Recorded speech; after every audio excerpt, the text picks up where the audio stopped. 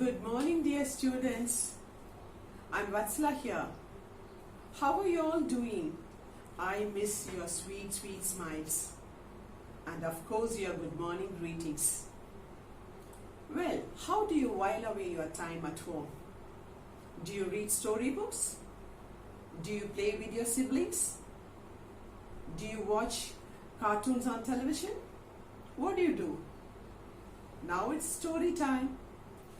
I'm sure you would love to listen to stories. Today's story is about a black dot. It's just a black dot. One day, a professor entered his classroom and asked his students to prepare for a surprise test. The students anxiously waited at their desks for the test to commence. The professor handed out the papers to each and every student, facing the script down, as usual. After distributing the papers, he asked the students to turn over the papers. To their surprise, they saw a black dot on a white sheet of paper.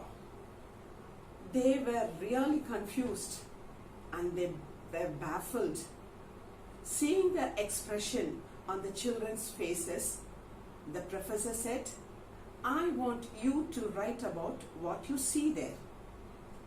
The children did not know what to do. They got started on the inexplicable task. At the end of the class, the professor went around, collected all the papers. All the students invariably defined the art, trying to explain the black dot in the center of the paper.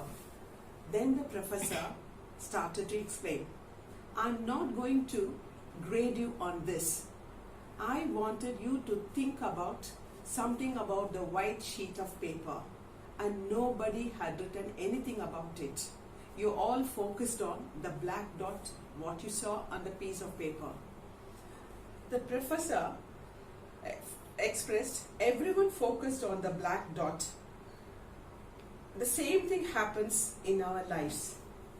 However, we insist on focusing only on the black dot, the fight with a sibling, lack of toys, the disappointment with a friend, and disagreement with your parents.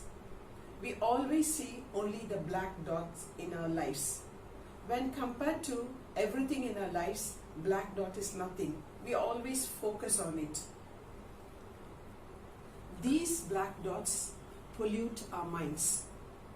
You'll have to take your eyes away from black dots. Then your life will be really smooth and it will be a blessing to you. Now I'll pass it on to our dear leadership teacher, Preeti ma'am. Hello children, remember me? Yes, I'm Preeti, your leadership curriculum teacher. What a lovely story Vatsala ma'am just said. And you all have learned about different mindsets in class, isn't it? Let's revisit that. Some people believe that qualities like intelligence, talent, skills are inborn, fixed and cannot be changed. They constantly believe that they permanently lack the skills and the talents which will help them achieve their goal. For them, their skills and talents are fixed. This is known as having a fixed mindset. You will notice that sometimes these people, they forget to see the opportunities in the challenges. They see challenges as problems and they are overwhelmed by it. Do you agree that currently the whole world is facing a huge challenge? What is that challenge? Yes, COVID-19 or coronavirus pandemic. Due to this coronavirus pandemic, different communities around the globe are facing health and financial and economic crisis. Schools have been closed to stop or avoid the spread of coronavirus. We can say that this is one of the most difficult times the world has seen. And this is also generating a lot of anxiety, panic, and uncertainty. Are your children saying things like, "Oh, I'm bored"? Or are you cribbing about not getting to eat your favorite food, or to go out, or to go for a vacation, or to spend time with your friends or cousins? Are you feeling these things? Or are you saying these things? Let's hear another story from Vatsala. Let me tell you another story. The name of the story is The Secret to Counting Your Blessings. The Secret to Counting Your Blessings. It's a Jewish story. The story is about a man who lived in a hut, in a one-room hut with his mother, his wife, and 6 children. Just imagine a man living in a one-room hut, how it would be. It was full of noise and it was very hard to live in a one-room hut. One day he got really frustrated. He wanted to meet the rabbi. You know who the rabbi is? The rabbi is a spiritual leader or a religious teacher in Hebrew. So whenever if the people are upset or they got frustrated, immediately they will go and meet their spiritual leader. So this man went to meet the rabbi and he told him, explained everything what happened in his house. He told the rabbi, "Rabbi, I am really upset. Ours is a one-room hut. I have my mother, my wife, and my 6 children. All of us are living in that hut. It's really, really frustrating. It's very noisy. I couldn't put up with the situation."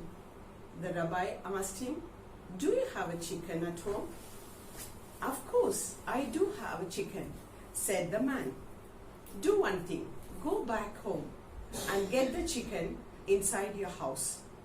And he was surprised. The man really was surprised. Already there are so many in the house. In adding fuel to the fire, he is asking me to take the chicken inside the house. So he had to obey the rabbi. He took the chicken inside his house. And now what happened? The children started crying, quarreling, and then the chicken clucking incessantly. And he was so annoyed. He went back to the rabbi again. "Rabbi, the situation became worse. I really do not know what to do." He asked him, "Do you have a goat?" He said, "Of course, I do have a goat. Do one thing. Take the goat inside your house." And he thought that, what? This rabbi is crazy or what? Already there are so many. My wife, my mother, my children, the chicken, and then the goat. Oh, he got very angry and then he had to obey the rabbi. So he took the goat inside the house. You know what happened? The goat started pushing and butting each one of them with its horns. He was so upset. He was angry. He couldn't put up with this. So again he went back to the rabbi and he said, "Rabbi, the situation became worse. It aggravated. I really do not know what to do. So please advise me." The rabbi paused for a moment and said, "You have a cow at home?" And the man said, "Of course, I do have a cow. Take the cow inside." Then the man got so angry. This rabbi must be crazy. He's asking me to take the cow inside my house. It's a room in my hut. It's a small hut. How can I take the cow inside? Then what happened? The cow started making a noise and there was full of screaming, quarreling, crying and whatnot. The 4th time he went back to the rabbi and he told him, "Rabbi, the world has come to an end. I really do not know what to do. It was an utter chaos. Please advise me what to do. Then the rabbi said, calm down. Get back home. Let the animals out. Let the chicken out first, and then the goat, and then the cow. So, as he said, he went back home and let the animals out. That night, they all slept very well. They slept comfortably and peacefully. It was the sweetest and relaxing time. Then he went back to the rabbi and said, Rabbi, thank you so much. You made my life so sweet. And what a blessing. When we feel overwhelmed, we can gain perspective by counting the blessing we enjoy each and every day. Now let me pass it on to our leadership teacher, Preeti ma'am. Thank you very much, ma'am. That was a lovely story. Now let's go back to fixed mindset again. Can we flip it? What will you do if you have to take an opposite mindset to that of the fixed mindset? What will you do if you are not cribbing about the current situation? Children, that's called as growth mindset. People with growth mindset embrace challenges or problems. When such people face a difficult task, they look upon it as an opportunity to learn something new. They don't waste time cribbing. They never miss an opportunity to learn something new. They accept challenge and adapt to it. This is called as having a growth mindset. We want all your children to have growth mindset during this lockdown period. Do you all remember our school song? We, the children of spring days, are the future of the brave new world. A world that is changing day by day, and we are prepared in every way. Dear Springdale, how are you going to be prepared in every way? By having growth mindset. Doesn't that make you a Springdale? Now, why did Vatsala ma'am tell you the story about counting your blessings? Why do you think she said that? Yes, it is about being thankful, about being grateful. It is about gratefulness. It is an important skill for you. And not just that, being grateful for what you have also helps you to develop growth mindset. When you are grateful and thankful for what you have, then you are ready to change a challenge into an opportunity. Your gratitude is a wonderful skill. It will help you to flip your mindset. So I want each of you to be grateful for what you have today and throughout the lockdown period. In the current situation where our daily lives have been disrupted due to the lockdown and we feel our lives have come to a halt, we can look at this situation through fixed mindset and feel anxious or angry or lazy and do nothing about it. Or we can look at this through the glasses of growth mindset and see that we have actually been given time to rejuvenate and revive ourselves. Students at home, you can use this time to help your family members do daily chores, or you can use this time to learn through the online lectures our teachers are doing for you, or you can learn or practice a new skill. As a first step towards having a growth mindset, I would want you to make gratefulness as a habit. Let's do a simple activity which will help us to build the habit of being thankful. Look at this chart. This is my gratitude jar.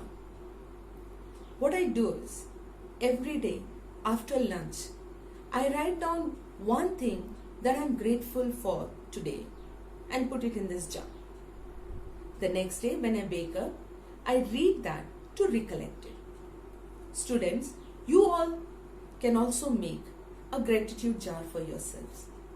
All you have to do is, after lunch, every day, write down what are you thankful for, what are you grateful for, and put it up in this jar. And the next day when you wake up, read it and recollect it. As a second activity, I would like you all to plan out your whole day and do it. We will be uploading a sample daily planner whereby you can write what are you going to do every hour of the day. In that, you can write what all activities are you going to do, how are you going to help your parents, what are you going to learn through the online lectures, what practice are you going to do, what skill are you going to learn. Plan it out and do it. Do these two activities regularly to develop a growth mindset. Thank you, children, for listening to me. I hope you're going to do this every day. Also, share your gratitude jars in the comment section and let us know how you feel after doing this. Also, post in the comments your daily plans. I am eagerly waiting for you. Take care. Thank you.